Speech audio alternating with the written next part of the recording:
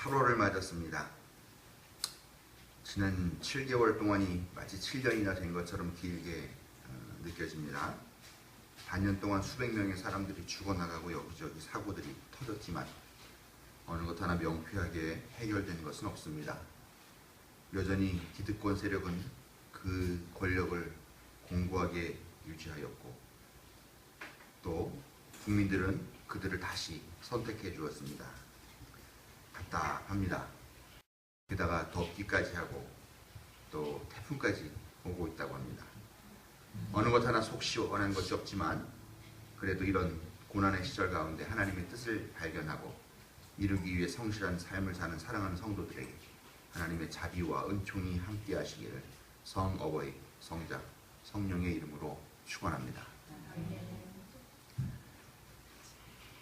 예, 지난 주일 암흑 가운데서 예배를 드렸다 그런 이야기를 들었는데 옛날에 우리 초대교회 성도들이 카타콤에 들어가서 거기서 예배를 드리는 그런 느낌이 아니었을까. 가끔은 또 그런 것도 또 의미가 있지 않겠는가 하는 생각을 해봤습니다. 제가 지난주에 없었지만 그래도 또 가운데서 감사할 줄 아는 여러분이 되어주셔서 그것이 저에게 또 큰 감사의 기도의 제목인 것을 고백을 합니다. 예, 그런데 우리 김영희 성도님이 주중에 오셔가지고요 고쳐주셨어요. 너무나 싱겁게 고쳐주셨습니다. 예, 부품이 고장났을 거라고 생각을 했던 거가 안 고장나고 하위에 있는 부품이 고장났더라고요. 근데 이제 그 위에 게 고장이 났을 줄 알고 그 부품을 사갖고 왔는데 이게 없잖아요. 그래서 당황한 거죠. 이걸 줄 알았는데 이거네 그러면서 당황을 했는데 마침 또 거기에 안 쓰고 예비용을 하나 또 다루는 게 있더라고요. 그래서 거기다 선만 빼가지고 바로 이렇게 바꿔놨더니 바로 되더라고요. 역시 아는 게 힘이다. 예, 기술자가 달래 기술자가 아니구나 그런 생각을 했습니다. 김영희 성도님께 감사를 드립니다. 우리 감교회 운동의 창시자인 존 웨슬리 선생님이 신부님이죠. 예. 평소에 친분이 있고 알고 지내던 그런 사람을 만나 이야기를 하면서 이렇게 물었답니다. 요즘도 신앙생활 열심히 하십니까? 그랬더니 그 사람이 대답하기를 지금 다니는 교회가 좋지가 않아가지고 믿음이 생기지를 않고 교회에 다니기가 점점 싫어지는데요. 어디 진짜 좋은 교회 있으면 저한테 좀 추천 좀 해주십시오. 그러면 제가 거기 가가지고 믿음 생활을 더 잘할 수 있을 것 같습니다. 그렇게 얘기를 했대요. 그러니까 이 웨슬리 신부님이 이렇게 대답을 하더랍니다. 세상에 그런 교회가 어디 있겠습니까? 다 쉽지 않죠. 근데 만약에 혹시라도 그런 교회가 있다면 선생님은 절대 그 교회 가지 마십시오. 아니 왜요? 그 교회만이라도 좀 좋은 교회로 남아있어야 되니까요. 이렇게 말씀하시더랍니다. 우리 교우님들은 어디에 가시더라도 좋은 만남을 갖는 좋은 성도가 되시기를 주님으로 부탁을 드립니다. 오늘은 구원에 대한 이야기를 함께 나눠볼까 생각하고 말씀을 준비했습니다. 기독교를 구원의 종교다라고 이야기를 하죠. 구원이 없으면 교회도 없고 예수님도 의미가 없다. 그렇게 많은 교회에 대해서 가르쳐왔고 또 아마 여러분들도 그렇게 하는 설교를 많이 들으면서 신앙생활 하시지 않았을까 이렇게 생각합니다. 그런데 도대체 우리가 알고 있는 구원이라는 게 뭔가? 사람들은 다 그렇게 얘기합니다. 10원도 아니고 9원밖에 안 되는데 누가 요즘 그러냐? 요즘 억 단위로 나가고 있는 세상인데 구원이 뭐냐? 그런 우스갯소리도 비아냥거리듯이 하고 있습니다. 도대체 우리가 구원 얘기하는데 도대체 우리가 생각하는 구원이라는 건 뭘까? 제가 성서를 한번 찾아봤습니다. 인터넷 그 성서 사이트에 들어가서 구원이라고 쳐봤더니 구원이라는 단어가 아주 처음부터 나오더라고요. 창세기부터 이미 나오기 시작하더라고요. 보니까 구약에서는 주로 어떤 의미로 쓰이냐라고 했더니 주로 전쟁이나 외적의 침입이나 어떤 그런 기근이나 아니면 천재지변이나 이런 것들 때문에 어떤 죽음에 이를 만한 그런 큰 위협과 위기를 당하는 그런 상황 가운데에서 건짐을 받는 것, 도움을 받는 것 이런 것을 구원이라고 얘기를 하더라고요. 즉 생명과 관련 있는 지극히 현실적인 그런 위험 앞에서 구원받는 것을 도움을 받는 것을 구원이다 그렇게 이야기를 하는 아주 원초적인 의미로 구약에서는 쓰이고 있습니다. 근데 그 구원이라는 개념이 점점 바뀌게 되죠. 어떻게 바뀌냐면은 예수님이 살아계셨던 그 로마 식민지 당시에는 뭐 아시다시피 식민지 상태에서의 구원이라는 게 뭡니까? 해방이죠. 그러니까 그런 어떤 민족적인 해방이라는 그런 개념으로도 구원을 사용하기 시작하더라라는 겁니다. 그리고 예수님이 십자가 달려서 고난당하신 이후에 돌아가시고 부활사건 당한 이후에는 또 구원이라는 개념이 단순하게 어떤 현실적으로 아니 민족적인 어떤 그런 정체성의 위기나 하는 것이 아니라 그 다음부터는 종교적인 개념 또 교리적인 개념으로 바뀌기 시작하더라라는 겁니다. 마태복음 1장 21절에는 예수님이 탄생하실 거에 대한 그 계시에 대한 이야기가 나오는데 뭐라냐? 이 아기가 태어날 텐데 아기의 이름을 예수라고 해라. 그가 자기 백성을 그들의 죄에서 구원할 자다. 이렇게 이야기한다는 거죠. 그러니까 구원이라는 게 뭐 전쟁이나 기근이나 뭐 외적의 침입이나 이런 거, 그 다음에 뭐 민족적인 식민지 상태에서 해방 그런 거였는데 이제는 죄로부터의 뭐 하나님과 우리 사이에 지은 죄 뭐 어떤 그런 하면서 교리적인 개념으로 바뀌게 되더라라는 겁니다. 지금 우리가 생각하는 구원은 과연 뭘까요? 이제 더 이상 생명에 대한 실질적인 위협이 아니라 어떻게 보면 교리적인 그런 죄라는 개념, 또 뭐 원죄, 뭐 자범죄, 뭐 그로 인해서 만나게 된 우리의 사망 이런 것들에 의한 것에서 구원을 받는 것을 우리가 구원이라고 생각하는 그런 의미가 이제는 되어버렸죠. 분명한 것은 구원이라고 생각하는 것이 절대 고정된 어떤 하나의 개념이 아니라 그 시대에 따라서 계속해서 다양하게 바뀌고 있는 것이다. 이런 것을 우리가 알 수 있다는 거죠. 이런 전제를 갖고 오늘 말씀을 통해서 우리에게 주어진 사건을 살펴보기로 하겠습니다. 예수님이 회당장 야이로라고 하는 사람의 딸이 지금 죽게 생겼습니다. 12살 먹은 딸인데 곧 죽게 됐습니다.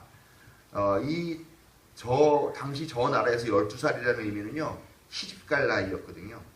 다 키워놨더니 갑자기 죽게 된 거죠. 그래서 그 딸을 어떻게 좀 살려주십시오 하는 그런 부탁을 받고서 이제 그 딸을 고쳐주셔서 가는 길입니다. 그 길을 가고 있는데 예수가 떴다. 야, 저 사람이 바로 그 기적을 행하는 사람이래. 그러니까 엄청나게 많은 사람들이 다 둘러 모여가지고 예수님을 막 싸고 밀치고 뭐 하면서 갔겠죠? 뭐 너무나 잘들 아시는 얘기니까 제가 구구절절하게 설명할 필요도 없겠습니다만, 그때 누군가 와가지고 예수님의 옷을 쓱 만집니다. 그때 어떤 치유의 능력이 빠져나간 것을 느끼신 예수님이 가던 길에 멈추고 주위를 둘러보면서 누가 나를 만졌느냐? 나에게도 능력이 빠져나간 게 나는 느껴졌다. 누구냐? 그렇게 물으시죠. 따져 물으셨는지 아니면은 엄숙하게 말씀하셨는지는 잘 모르겠지만 아무튼 그렇게 말씀하셨어요. 그랬더니 예수 앞에 한 여자가 나오게 되는데 그 여자는 혈루병에 걸린 여자다라고 그렇게 이야기를 하고 있죠. 혈루병이라고 말하는데 혈루병 뭔지 아십니까? 네, 그 혈소판에 뭐 무슨 효소가 없어가지고 상처가 나면은 계속해서 피가 흘러나오는 그런 병이죠. 제가 아는 목사님이 혈루병 인자가 있다. 그래서 막 수술 받을 때도 되게 막 긴장하고 막 그러면서 받았는데 나중에 알고 보니까 혈루병이 아니었더라. 그래서 나는 지금까지 왜 이러고 살았느냐. 네, 이런 얘기 하시고 그러는데 아무튼 혈루병이라는 게 이 피가 응고되지가 않으면 계속 출혈이 되기 때문에 상당히 위험한 그런 병이고, 그래서 그 어떤 국가보건당국의 특별한 관리를 받고 있는 그런 병입니다. 근데 오늘 읽은 말씀에 나오는 이 혈루병 여인은 그런 뭐 상처의 외상에 있는 혈루병이 아니라 정확하게 말하면 산부인과적으로 계속해서 하혈을 하는 하혈병 걸린 여자다. 그렇게 해석을 하고 있습니다. 이 여자는 두려움에 떨면서 야, 혹시 내가 큰 잘못을 한 거 아니냐? 내가 감히 허락도 없이 그 능력을 빼갔으니 이제 엄청나게 혼나겠구나. 그런 마음에 두려움에 떨면서 예수님 앞에 나와서 자기가 어떠한 이유로 예수님의 옷을 만졌고 그 결과가 어떻게 되었는지를 예수님께 고백을 하게 되죠. 그래서 예수님께서 뭐라고 말씀하시느냐? 내 믿음이 너를 구원하였다. 이렇게 말씀을 하십니다. 글쎄요, 얼마나 동안의 시간이 지나서 있었던 일일까? 저는 한 길어봐야 10분? 가다가 누군가 만졌어. 뭐야? 누구야? 나와! 나왔더니 벌벌벌 떨면서 나와가지고 너무나 무서워서 말도 제대로 못한 여인이 어쩌고저쩌고 어버버버버 하면서 뭐라고 말을 했겠죠? 불과 한 5분에서 10분 정도에 벌어진 그런 짧은 순간에 일어난 일이지만 그 사이에 많은 일들이 있었다. 어쨌건 이 여자는 나았고 예수님은 그 여인의 믿음이 그 여인 자신을 구원하였다라는 이런 알 수 없는 말씀을 하시는 걸로 이야기는 종결이 됩니다. 뭐가 이 여인을 구원했다고요? 그 여인의 믿음이 구했죠. 그 여인의 믿음이 어떤 역사를 만들었다고요? 구원을 받게 한 역사를. 요거를 분명하게 기억을 하시면서 오늘 말씀을 들어주시면 바랍니다. 여인은 왜 그렇게 구원받기를 갈망했을까요? 혹시 이 여인이 자기가 갖고 있는 내면에 있는 원죄, 또 자범죄, 하나님을 거역한 그런 죄, 이런 교리적인 개념 때문에 간절하게 구원받기를 갈망했을까요? 그건 절대 아니라는 거죠. 그 여인이 지금 갖고 있는 현실적이고 육체적인 그 문제 때문에 그랬다는 겁니다. 여러분 한번 생각해 보세요. 어떤 사람이 계속해서 할 수 없이 여자가 그것도 하혈을 계속하는 그런 상황이 된다 그러면 어떤 일이 발생할까요? 일단 뭐 여자가 한 달에 한 번씩 마법에 걸려가지고 피를 쏟아내신다 그러는데 그때 나오는 증상들만 봐도 어떻습니까? 뭐 빈혈기가 있으시다는 분도 있고요, 통증이 있으시다는 분들도 있고요, 또 활동이 불편하다, 뭐 냄새가 나신다는 분들도 있고요. 여러 가지 그 남자들은 알지도 못하는 그런 불편함들과 또 현실적인 고통들이 있다라는 거죠. 근데 그게 한 달에 한 번이 아니라 매일이라고 한번 생각해 보십시오. 매일 똑같이 그 일이 반복된다. 그 여인의 삶이 어떻게 됐을까요? 거기다가 더더군다나 이 당시에 이 이스라엘 사회는 여자가 월경을 하는 것도 부정하다. 그래서 그 하는 기간 동안은 막 부정한 존재로 취급을 하는 그런 건데 이 여자는 항상 부정한 존재라는 거죠. 거기다가 그런 병에 걸렸다 그러면 넌 죄가 있기 때문에 병이 걸린 거야 라고 그렇게 또 종교적으로까지 또 규정을 하고 정죄를 하는 그런 사회라는 거죠. 지금 이 여인이 갖고 있는 그 고통을 봤을 때 그것이 무슨 원죄의 문제, 무슨 자범죄의 문제, 뭐 거역 불순종의 문제 그런 것이 아니라 육체적인 고통이고 현실적인 고통이고 그것이 또한 사회적, 종교적 고통이 돼가지고 복합적으로 이 여인은 상당히 힘들고 괴롭게 하고 있다라는 거죠.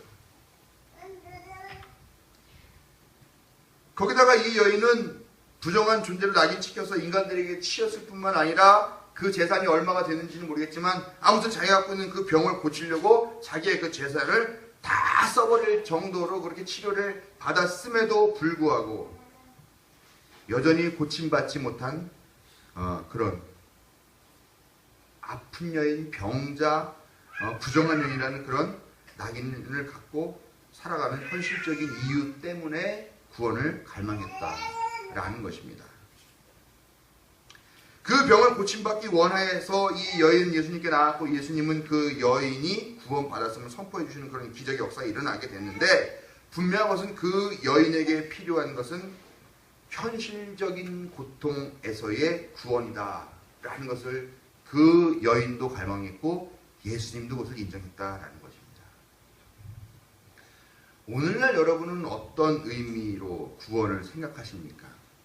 여러분들이 바라시는 구원은 과연 무엇입니까?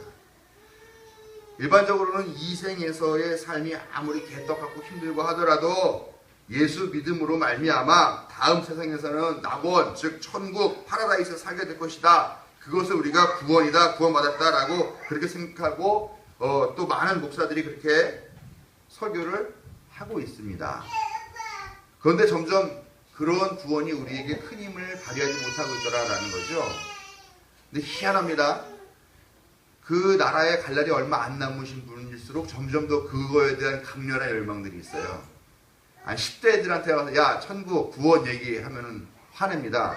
아니 내가 앞으로 살 날이 얼마나 많이 창창하게 남아있는데 그런 얘기를 저한테 하십니까? 그렇죠? 근데 또 연세 드시는 분들은 이제 자기가 갈 날이 얼마 안 남으니까 그게 그냥 또 중요한 거죠. 지금까지 살아왔던 거 다 소용없이 이제 앞으로 갈 날 얼마 안 남았는데 그런 구원들에 집착하고 있다라는 거죠. 그러나 사람마다 다 다르고 시대적으로도 다 다르고 오늘날 우리가 생각해야 될 이 구원이라는 건 뭘까? 그러나 분명한 것은 과거 교회에서 우리에게 알려줬던 그런 방식의 구원, 그런 방식의 천국은 어쩌면 더 이상 그 능력을 발휘하지 못하는 그런 시대가 되어버렸다는 것입니다. 청소년들한테 물어봤대요. 야, 네가 생각하는 구원은 뭐냐? 네가 가고 싶은 천국은 뭐냐? 이렇게 물어봤답니다. 청소년이 생각하는 천국은 어떤 천국일까? 예, 뭐 황금집 그런 거 다 필요 없답니다. 예, 제가 말씀드린 적 있나요? 없어요? 예, 최고 사양의 최신식 컴퓨터가 있고요. 거기에 최소한 30인치 정도에 되는 모니터가 딱, 그것도 듀얼로 연결되어 있고요. 그리고 옆에는 과자가 산더미 같이, 또 한쪽에는 컵라면이 산더미 같이, 한쪽에는 음료수 캔이 산더미 같이, 거기에 탁 아주 편안한 의자에 탁 앉아가지고 내가 정말 밤낮 없이 게임을 하는데 어른들이 없어가지고 그거를 누구한테 야 게임 좀 그만해 하는 말하는 사람이 아무도 없는 그런 곳이 천국이었으면 좋겠다 이렇게 얘기를 하더라는 겁니다. 제정신 아닌 놈들이죠. 그러나 여러분 그게 지금 그들이 갇혀있는 그들이 겪고 있는 고난, 고통에 대한 대안책으로 그런 꿈을 꾸고 있다는 거죠. 우리가 생각하는 천국과 우리가 생각하는 구원이라는 개념은 대부분 다 그렇습니다. 지금 내가 여기서 살아가고 있는 이 상황에서 겪고 있는 부조리하고 불편하고 부당한 문제들에 대한 해법으로 만들어지고 우리가 기억하고 상상해내는 것이 구원이고 천국이잖아요. 여러분 청소년들 참 유치한 생각을 하고 있다고 생각할지 모르겠지만 한번 우리가 생각하는 것도 보세요. 청소년분들보다는 좀 덜 유치할 뿐이지 지금 살고 있는 답답한 현실에 대한 모습, 그거를 구원이라는 어떤 개념 안에 담아서 갈망하고 있고 그곳이 실현된 것이 천국이었으면 좋겠다 이렇게 생각하고 있죠. 여러분 경제적으로 어려운 사람한테 당신 생각하는 구원이 뭐냐 그러면 돈 걱정 좀 안 하고 빚쟁이 걱정 좀 없이 그렇게 사는 것이 좀 그게 구원이죠. 나한테는 그렇게 얘기하죠. 돈 걱정 안 하면서 나도 좀 남들처럼 좀 펑펑 좀 썩으면서 살고 싶다. 건강이 없는 사람은요. 나도 남들처럼 달려보고 싶다. 야, 나도 저렇게 축구하고 싶다. 운동 좀 하고 싶다. 나도 남들처럼 이 침대에서 벗어나서 산책이라도 좀 하고 싶다. 외로운 삶을 사는 사람은 뭡니까? 친구를 갖고 싶어. 가족을 갖고 싶어. 세월호 사고로 허무하게 지금 수백 명이 죽어나갔는데요. 이 시대에 이 현실에서의 구원은 또 어떤 의미일까? 그 죽어간 단원과 학생들과 그들의 부모에게 구원이라는 건 과연 어떤 의미입니까? 생각해 볼 수 있죠? 과연 그 사람들에게요. 너네들이 이 세상에서는 참 힘들고 더럽다. 아쉽다. 단 한 사람도 너희를 구원해주는 사람이 없었지만 이제 너희들이 죽어서 가게 될 그 세상에서는 안전할 것이고 안식을 누리면서 죽을 걱정 없이 평생 평안하게 영원히 살게 될 것이다. 라고 그런 이야기 약속을 해준다 하더라도 과연 그것이 그들에게 무슨 위로가 되고 무슨 얼마나 의미 있는 약속이 되겠느냐라는 것입니다. 그리고 이런 질문을 우리 스스로에게 하지 않을 수 없는 시대에 우리가 지금 살고 있다는 것이죠. 그렇기 때문에 이제 우리는 구원이 우리가 살고 있는 이 세상 저 너무 어딘가에 있는 그곳에 있는 그 구원을 끌어당겨다가 지금 우리가 살고 있는 이 자리, 우리가 서 있는 이 구원을 옮겨 놓아야 할 때라는 것을 여러분 분명하게 깨달아 아시기를 바랍니다. 이런 상상을 제가 한번 해봐요. 이 여인이 예수님의 옷자락만 만지기만 해도 혈루병이 나을 것이다 라고 믿고 실제로 그 군중들의 에어컨 좀 틀어주세요. 예. 이 여인의 옷을만 만져도 내 병이 나을 것이다 라고 하는 그런 믿음을 가지고 실제로 그렇게 했는데 44절 말씀 보면은 여자애가 옷술에 손을 대니까 곧 출혈이 그쳤다라고 그렇게 나오고 있습니다. 예. 저는 참 믿음이 없는 목사고 참 큰일이에요 이게. 저는 이게 믿어지지가 않아요. 정말로 그랬을까? 두려움에 떠는 여자가 그 상에 나와가지고 막 사람들이 다 누구야? 왜 우리의 행진을 멈췄어? 왜 그랬어? 누구야? 누구 때문이야? 여자 하나가 끌려 나갔겠죠. 얼마나 무섭겠습니까? 감히 허락도 없이 그 능력을 빼갔는데 그런데 그 여자한테 왜 그랬어? 그때 여자가 사실은 제가 이러이러한 병을 겪고 있는데 옷을만이라도 만져보면 이 병이 낫지 않을까 하는 데서 그렇게 됐습니다. 그래서 어떻게 됐어? 그랬을 때 뭐라고 대답할 수 있을까? 이 여자가 대답할 수 있는 가능성이 뭐가 있을까요? 아유 제가 그런 믿음을 갖고 했는데 다 개뻥이던데요. 또 그래요. 아예. 과연 이렇게 말할 수 있었을까? 나 그런 생각 좀 해봐요. 그 자리에서요. 아니 그렇잖아요. 거기 딱 끌려와가지고 어쨌건 했는데 아니 뭐 예수 뭐 능력 있다고 막 그랬는데 다 거짓말이야. 뭐 나는 아무 이상 없어. 그럴 수는 여자가 부정하다고 낙인 찍혀서 어떤 사회적으로도 항상 그 의소침해 있고 항상 그 뭔가 억눌려 있는 그 여인이 과연 그 자리에서 낫지 않았다 할더라도 정말로 저 안 났어요? 그렇게 말할 수 있었을까? 그 자리에서는 아마 낫다고 얘기를 하면서 돌아서서 아유 오늘도 헛다리 짚었네. 어디 가서 내려오면 고치나. 아마 그럴 수 있었을지 모르지만 그 자리에서 할 수 있는 말은 낫어요라는 말밖에 없지 않았을까 하는 생각을 합니다. 그리고 사실 낫다 안 낫다라는 것도요. 여러분 하혈을 하는데 그 하혈을 어떻게 낫는지 증명합니까? 그러니까 자기 치마를 걷어 올리고 속옷을 내려가지고 그걸 보여줘야 될 거 아닙니까? 근데 현실적으로 가능하지 않잖아요. 그럼 어떻게 나았는지를 아냐라는 겁니다. 이 사람이. 물론 그 이후에 이제 제사장에게 찾아가가지고 자기의 그 환부를 보이면서 치료받았다는 걸 절차하기는 그런 과정이 분명히 필요해야 있어야만 다시 자기 공동체 안으로 받아들여집니다만 어찌됐건 그것은 이 여인을 누가 또 따라가서 이 사람이 제사장을 만나는 것을 확인했고 확인 후 병이 완치되었다는 확인을 받았다라는 것을 누군가 따라가서 확인했으니까 이 성서에 쓰여 있을 거라고 생각하지만 과연 그랬을까? 네. 믿음으로 됐어요? 네. 저는 솔직히 조금 잘 모르겠어요. 정말 낫긴 낫을까? 근데 오늘 말씀을 보니까요, 예수님이 여인에게 뭐라고 말씀하시냐면 네 병 나았다 이렇게 말씀하시지 않더라는 거죠. 너 구원 받았어 이렇게 얘기를 합니다. 물론 이 당시에는 구원이라는 거가 그 어떤 그 자기 영혼이 죄에 의해 눌려져 있기 때문에 그래서 병이 걸린다라고 생각했던 것도 있기 때문에 구원받았다라는 게 너 병이 이제 나음 받았다는 의미도 있습니다만 그게 주된 의미는 아니죠. 구원과 좀 다른 문제잖아요. 어쨌건 예수님이 네 병이 나았다라고 얘기하지 않고 구원을 받았다라고 말씀합니다. 사실 병이 실제로 나았는가 안 나았는가 하는 게 참 중요하긴 합니다만요. 한번 그 여인의 상황에서 잘 생각해 보세요. 병이 낫는 것이 가장 최선의 방법입니다만 어찌 보면 그것도 또 부차적일 수도 있지 않겠는가. 뭐냐? 그 병 때문에 자기 재산까지도 다 까먹고 아무것도 하지 못하고 사회에서 왕따 당하고 종교적으로 정죄받고 정말 이 여인 한마디 말해서 이 병, 또 자기가 병에 걸렸다고 하는 그 현실 때문에 매여서 살고 있는 그런 삶을 하루하루 보내고 있다라는 겁니다.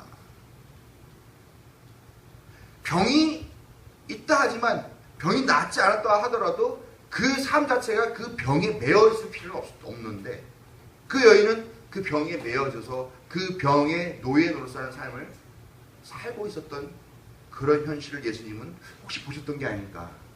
그래서 병에 매여 있는 너의 삶이 구원받았다. 다른 삶을 이제로 살고 다른 가치관으로 한번 살아봐라. 혹시 그런 뜻은 아니었을까 하는 그런 제 나름대로 해석을 한번 해보게 됩니다. 전혀 다른 관점이죠. 우리 삶의 중심, 우리 삶의 가치관이 어디에 있느냐? 그 목표가 제대로 잡혀 있느냐? 네가 네 삶을 돌아보는 그 기준이 제대로 잡혀 있느냐? 어쩌면 예수님은 이 질문을 우리에게 하고 또 이 여인에게 하고 싶었던 건지도 모르겠다는 것입니다. 구원을 어떻게 이루느냐? 예수님이 혈병 환자인 이 여인에게 말씀하셨던 것에 열쇠가 있습니다. 뭐가? 내 믿음이 너를 구원하였다. 네, 너의 믿음, 나의 믿음, 우리의 믿음이 했다라는 겁니다. 물론 그 배후에는 하나님도 있었고 예수님의 능력도 있었겠지만 그러나 예수님 분명히 말씀하신 거죠. 하나님도 아니고 나 예수도 아니고 누가? 바로 너 자신의 믿음이 바로 네가 했다라는 겁니다. 여러분 정말 우리가 구원을 받기를 원한다면요, 지금 당장 우리가 타인의 또한 타력으로 오는 어떤 그런 구원의 능력을 원할 것이 아니라 지금 내가 바로 이 자리에서 구원을 위한 활동을 시작해야 된다라는 겁니다. 구원 말로 받으면서 우리 맨날 뭐합니까? 예? 뭐 노력도 하지 않으면서 그냥 우리 이랬으면 좋겠습니다. 저랬으면 좋겠습니다. 이거 해주세요. 저거 해주세요. 이것이 나의 구원입니다. 구원 얻기 원합니다. 이러면서 살았다라는 거죠. 예수님은 네 믿음이 너를 구원하였다. 그러면 나의 믿음이 나의 삶을 구원할 것이라는 확신을 가지고 지금 이 자리에서 나의 구원을 이루기 위한 그 어떤 것을 지금 당장 시작하지 않는다면 우리는 그 구원을 맛볼 수 없게 된다는 것입니다.